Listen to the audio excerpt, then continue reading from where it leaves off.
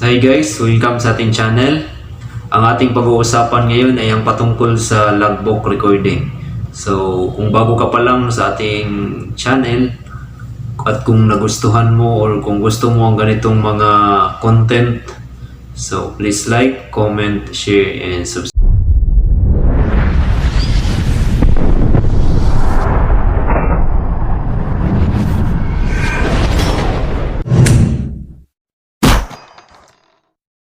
So, shout out nga pala kay Cleo Jeff Francisco na nag-request nitong ating itatopic ngayon. So, what is logbook recording? So, logbook recording is an official record of the security guard while in the line of duty.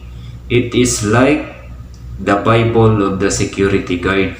So, ang logbook daw ay isang official na record ng isang gwardya at para daw itong Biblia ng mga gwardya. So araw-araw itong ginagamit dahil dito sinusulat lahat na mga kailangang isulat, no?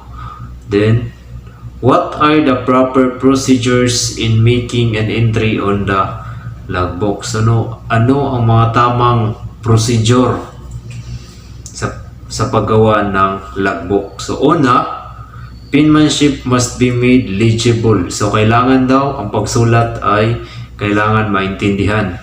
So hours must be chronologically arranged. So kailangan naka-arrange. Halimbawa yung duty mo is 700 hours to 900 hours. So halimbawa kung mag-assume ka 7, then, ang kasunod nun 8, 9, 10, 11, 12, 13, 14, 15, 16, 17, 18, up to 1900 hours. So, yan yung chronologically arranged. No? Facts must be entered accurately. So, ang kailangan isulat sa logbook ay pawang katotohanan lamang. It must be concise. So, klaro. So, what are the importance of logbook reporting? So, ano ang importansya ng logbook? Una, it serves as an evidence. So kung mayroong mangyayari dyan sa yung binabantayan, so kung kailangang ipresenta ang logbook bilang ebidensya, so ma-present mo siya. So, pangalawa, it serves as a reference. So, halimbawa kung ang kumpanya merong i-check, no? Pwede mong maging reference ang logbook. It serves as guide, it serves as reminder, it serves as daily journal. Yan yung importansya ng logbook. So, what are the proper methods of handling the logbooks? So, ano ba ang tamang paghandling o paggamit sa logbook? So, it must be kept clean and covered. So, kailangan malinis at may cover yung logbook mo. So, no unnecessary entry must be made. So, walang ibang isusulat kundi related lang sa trabaho mo.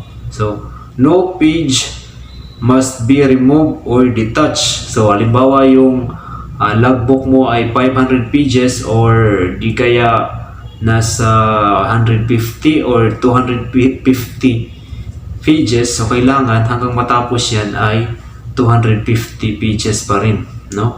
No person must be allowed to read the content of it for the purpose of preserving the confidentiality of information except those authorized ones. So, walang sinumang tao na pwedeng tumingin sa logbook mo upang basahin ang nakasulat dahil ito ay confidential.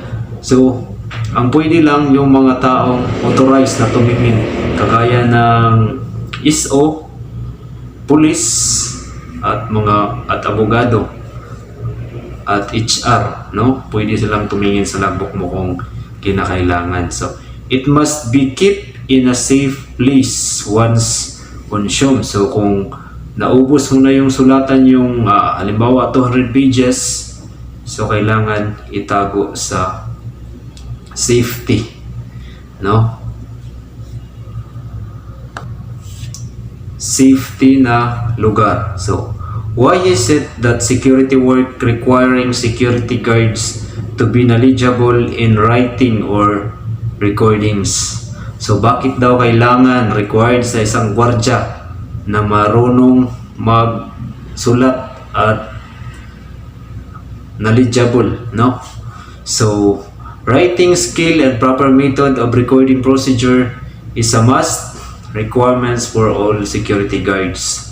While in the services so the record of an incident or activities which they have witnessed would be factually made and preserved. So yan ang dahilan kung bakit talagang alam ng isang gwardya or alam niya kung paano magsulat. Dahil kung may insidente dyan at hindi ka marunong sulat, hindi ka knowledgeable, so pwedeng iba yung may sulat mo sa nangyari, sa actual na pangyayari. So ngayon guys, ngayon mga ka-Gwardyang Bisaya, so gagawa tayo ng sample entry ng pag-logbook. So ituturo ko sa inyo yung kung paano mag sulat, no?